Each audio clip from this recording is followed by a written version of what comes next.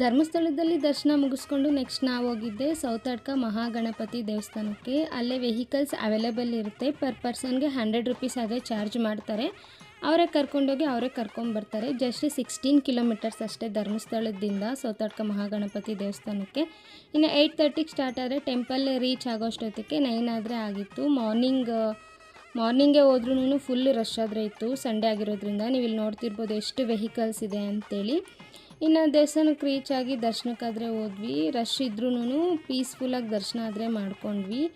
ಈ ಟೆಂಪಲ್ಗೆ ಸೌತಡ್ಕ ಮಹಾಗಣಪತಿ ದೇವಸ್ಥಾನ ಅಂತ ಹೆಸರು ಬರೋದಕ್ಕೆ ಒಂದು ದೊಡ್ಡ ಹಿಸ್ಟ್ರಿ ಆದರೆ ಇದೆ. ಅದನ್ನು ನೆಕ್ಸ್ಟ್ ವೀಡಿಯೋದಲ್ಲಿ ಯಾವಾಗಾದರೂ ಹೇಳ್ತೀನಿ. ಗಂಟೆಗಳಿಂದನೇ ಫೇಮಸ್ ಆಗಿರೋ ಸೌತಡ್ಕ ಮಹಾಗಣಪತಿ.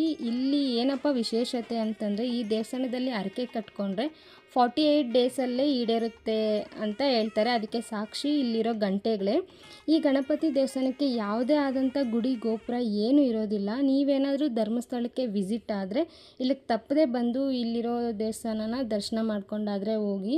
ಇವಿಲ್ಲಿ ನೋಡ್ತಿರ್ಬೋದು ಎಷ್ಟು ಪ್ರಶಾಂತವಾಗಿರುತ್ತೆ ಅಂತಂದರೆ, ಈ ದೇವ್ರಿಗೆ ಯಾವುದೇ ಆಡಂಬರ ಏನೂ ಇರಲ್ಲ.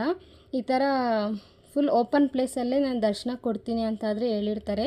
ಯಾವುದೇ ಥರ ದೇವಸ್ಥಾನ ಏನೂ ಕಟ್ಟಿರಲ್ಲ. ಕಟ್ಟಬೇಕು ಅಂತಂದ್ರೂ ದೇವ್ರ ಕನ್ಸಲ್ಲಿ ಬಂದಾದರೆ ಹೇಳ್ತಾರಂತೆ, ಯಾವುದೇ ಥರ ದೇವಸ್ಥಾನ ಏನೂ ಕಟ್ಟಬೇಡಿ, ನಾನು ಇದೇ ಥರ ಪ್ರತಿಯೊಬ್ಬರಿಗೂ ದರ್ಶನ ಕೊಡ್ತೀನಿ ಅಂತ.